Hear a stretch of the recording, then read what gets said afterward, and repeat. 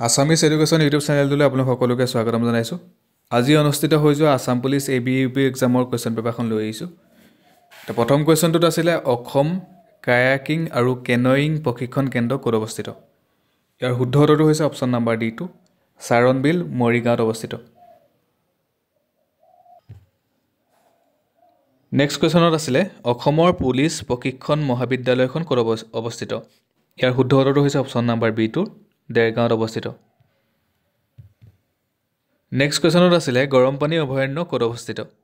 ইয়াৰ শুদ্ধ উত্তৰটো হৈছে অপশ্যন নাম্বাৰ A2 ডিফু অসমত অৱস্থিত। নেক্সট কুৱেশ্যনত আছিলে কাৰ ৰাজত্বকালত চীনা পৰিব্ৰাজক হিউৱেন চাঙে কামৰূপ ভ্ৰমণ কৰিছিল। ইয়াৰ শুদ্ধ উত্তৰটো হৈছে অপশ্যন নাম্বাৰ D2 ভাস্কৰ বৰ্মনৰ দিনত কামৰূপ ভ্ৰমণ কৰিছিল হিউৱেন চাঙে।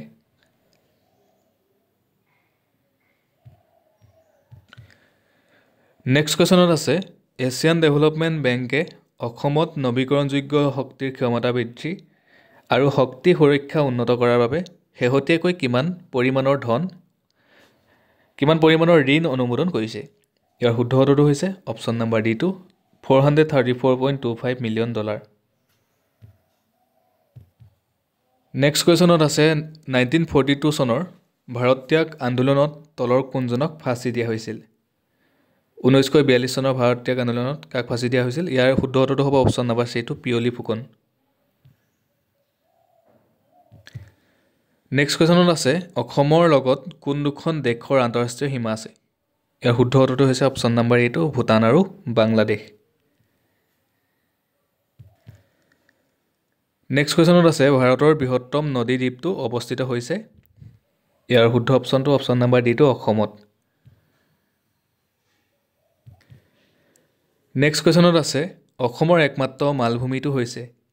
ইয়াৰ শুদ্ধ উত্তৰটো হৈছে অপশ্যন নাম্বাৰ B2 কাৰ্বি মালভূমি। নেক্সট কুৱেশ্যনত আছে চিহাবুদ্দিন তালিছৰ ফাথিয়া ইব্ৰিয়া তলৰ কোনটো ঘটনা জনাৰ বাবে গুৰুত্বপূৰ্ণ উৎস। ইয়াৰ শুদ্ধ উত্তৰটো হৈছে অপশ্যন নাম্বাৰ C2 মীৰ জুমলাৰ অভিযান। নেক্সট কুৱেশ্যনত আছে তলত দিয়াবোৰৰ কোনটো অসমৰ অৰ্থনীতিৰ মুখ্য স্তম্ভ। ইয়াৰ শুদ্ধ উত্তৰটো হৈছে অপশ্যন নাম্বাৰ D2 কৃষি কাৰ্য। নেক্সট কুৱেশ্যনত আছে কোন চনত অসমৰ চতুৰ্থ তেল শোধনাগাৰ নুমলীগড়ত সূচনা কৰা হৈছিল। ইয়াৰ শুদ্ধ উত্তৰটো হৈছে অপশ্যন নাম্বাৰ B2 1999 চনত 1999ত।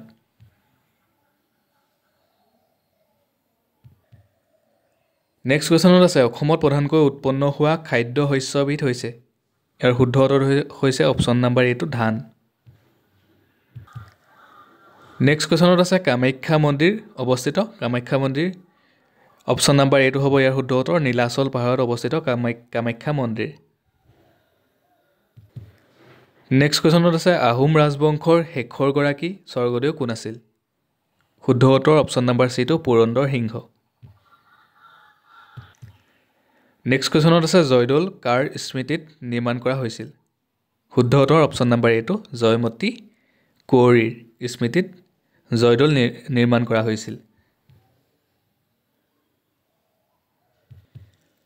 নেক্সট কুৱেশ্যনত আছে নিম্নলিখিত জিলাসমূহৰ কোনখন জিলা বৰাক উপত্যকাত অৱস্থিত নহয়।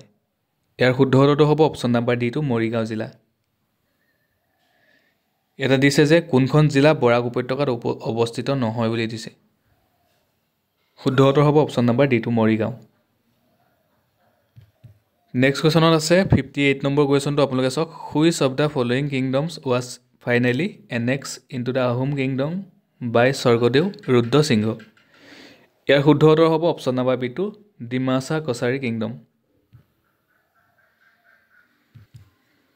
কুৱেশ্যন নম্বৰ 59ত আছিলে অসমৰ প্ৰথমগৰাকী মহিলা মুখ্যমন্ত্ৰী কোন আছিল। ইয়াৰ শুদ্ধ উত্তৰ হ'ব option number A2 Syeda Anowara Taimur. Option number A2। Next কুৱেশ্যনত আছে কাৰ ৰাজত্বকালত ইটা আৰু চূণ চুৰকিৰ মিশ্ৰণ ব্যৱহাৰ কৰি ৰংঘৰৰ পুনৰ নিৰ্মাণ কৰা হৈছিল। অপশ্যন নাম্বাৰ D2 হৈছে শুদ্ধ উত্তৰ স্বৰ্গদেউ প্ৰমত্ত সিংহ। নেক্সট কুৱেশ্যনত আছে নিম্নলিখিতসমূহৰ কোনটো এটা নিষ্ক্ৰিয় গেছ নহয় বুলি কৈছে। ইয়াৰ শুদ্ধ উত্তৰটো হ'ব অপশ্যন নম্বৰ ডি2 নাইট্ৰজেন।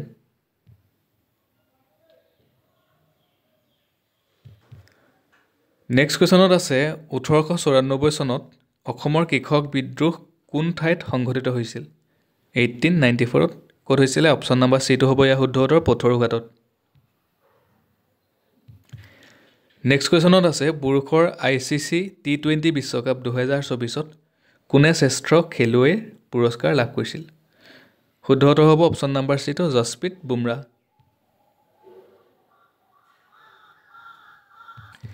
নেক্সট কুৱেশ্যনত আছে 2034 চনৰ ফিফা বিশ্বকাপ ক'ত অনুষ্ঠিত হ'ব।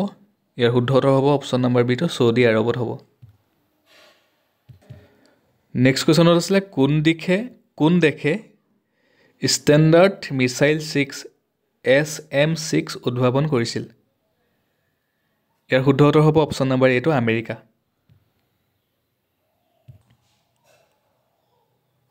নেক্সট কুৱেশ্যনত আছে PM সুৰজ পৰ্টেল কোন মন্ত্ৰালয়ৰ দ্বাৰা ৰূপায়ণ কৰা হৈছে। ইয়াৰ শুদ্ধ উত্তৰ হ'ব অপশ্যন নম্বৰ চিটো সামাজিক ন্যায় আৰু সবলীকৰণ মন্ত্ৰালয়। নেক্সট কুৱেশ্যনত আছে 2024 চনৰ IPL প্ৰতিযোগিতাত কোনে অৰেঞ্জ কেপ লাভ কৰিছিল। ইয়াৰ শুদ্ধ উত্তৰ হ'ব অপশ্যন নম্বৰ বিটো বিৰাট কোহলি। নেক্সট কুৱেশ্যনত আছিলে which sector has received the highest allocation in the budget for 2025-2026। ইয়াৰ শুদ্ধ উত্তৰ কোনটো হ'ব? এইটো অপশ্যন নম্বৰ ডিটো হ'ব লাগে যেন লাগিছে। চ' এইটোৰ কুৱেশ্যনৰ উত্তৰ আপোনালোকে কমেণ্ট কৰি জনাবচোন। কুৱেশ্যন নম্বৰ 68 নম্বৰটো। তাৰপিছত নেক্সট কুৱেশ্যনত আছে 69ত ভাৰতৰ বৰ্তমান বৈদেশিক পৰিক্ৰমা মন্ত্ৰী কোন। ইয়াৰ শুদ্ধ উত্তৰটো হৈছে অপশ্যন নম্বৰ ডিটো ডক্টৰ S জয়শংকৰ। নেক্সট কুৱেশ্যনত আছে কুৱেশ্যন নম্বৰ 71 ভাৰতৰ প্ৰথম AI নগৰ কোনখন। ইয়াৰ শুদ্ধ উত্তৰ হ'ব অপশ্যন নম্বৰ বিটো Lucknow. Next question number 73 green Oscar Whitley gold বঁটা 2024 কোনে লাভ কৰিছিল। ইয়াৰ শুদ্ধ উত্তৰ হ'ব অপশ্যন নম্বৰ ডিটো ডক্টৰ পূৰ্ণিমা দেৱী বৰ্মন। নেক্সট কুৱেশ্যনত আছে জাতীয় কেঞ্চাৰ সচেতনতা দিৱস কেতিয়া পালন কৰা হয়। ইয়াৰ শুদ্ধ উত্তৰ হৈছে অপশ্যন নম্বৰ বিটো নৱেম্বৰ 7 নৱেম্বৰত পালন কৰা হয়। নেক্সট কুৱেশ্যনত আছে প্ৰতি বছৰে জোনবিল মেলা কোনখন জিলাত অনুষ্ঠিত হয়। ইয়াৰ শুদ্ধ উত্তৰ হ'ব অপশ্যন নম্বৰ এটো মৰিগাঁও। নেক্সট কুৱেশ্যনত আছে শিল্পী দিৱস কেতিয়া উদযাপন কৰা হয়। ইয়াৰ শুদ্ধ উত্তৰ হৈছে অপশ্যন নম্বৰ চিটো 17 জানুৱাৰীত 17 জানুৱাৰীত পালন কৰা হয়। নেক্সট কুৱেশ্যনত আছে অসম ৰাজ্যিক সংগ্ৰহালয়টো ক'ত অৱস্থিত। ইয়াৰ শুদ্ধ উত্তৰ হৈছে অপশ্যন নম্বৰ এটো গুৱাহাটীত অৱস্থিত। আৰু এটা কুৱেশ্যন আছিলে কোন সংস্থাই শিশু পুষ্টি প্ৰতিবেদন 2024 প্ৰকাশ কৰিছিল। ইয়াৰ শুদ্ধ উত্তৰ হ'ব অপশ্যন নম্বৰ বিটো ইউনিচেফ। নেক্সট কুৱেশ্যনত আছিলে বিশ্ব সংবাদ স্বাধীনতা সূচকাংক 2024 মতে 180খন দেশৰ ভিতৰত ভাৰতৰ স্থান কিমান। ইয়াৰ শুদ্ধ উত্তৰ হৈছে অপশ্যন নম্বৰ এটো 159। নেক্সট কুৱেশ্যনত আছিলে কোপাইলট প্লাছ কম্পিউটাৰ য'ত AI প্ৰযুক্তিৰ দ্বাৰা অনন্য ৰিকল ব্যৱহাৰ সুবিধা আছে কোনটো প্ৰযুক্তি কোম্পানীয়ে বনাইছিল। শুদ্ধ উত্তৰ হৈছে অপশ্যন নম্বৰ ডিটো মাইক্ৰ'ছফ্ট।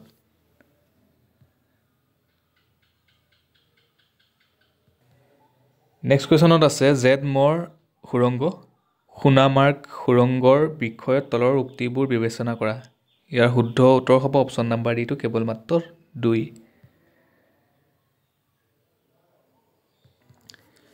নেক্সট কুৱেশ্যনত আছিলে ASTCৰ ফুল ফৰ্মটো আহিছিলে ASTCৰ অৰ্থ হ'ল। ইয়াৰ শুদ্ধ উত্তৰ হ'ব অপশ্যন নম্বৰ চিটো Assam state transport corporation. So' ধন্যবাদ। আজিৰ ভিডিঅ'ত এইকেইটাই আছিলে আৰু নেক্সট পাৰ্টটো মই লৈ আহিম মেথছৰ আৰু ইংলিছৰ পাৰ্টটো। চ' আপোনালোকে যদি আমাৰ চেনেলৰ ভিডিঅ' চাই ভাল পায় চেনেলটো ছাবস্ক্ৰাইব কৰি দিব ভিডিঅ'টো সকলোকে শ্বেয়াৰ কৰি দিব। ধন্যবাদ।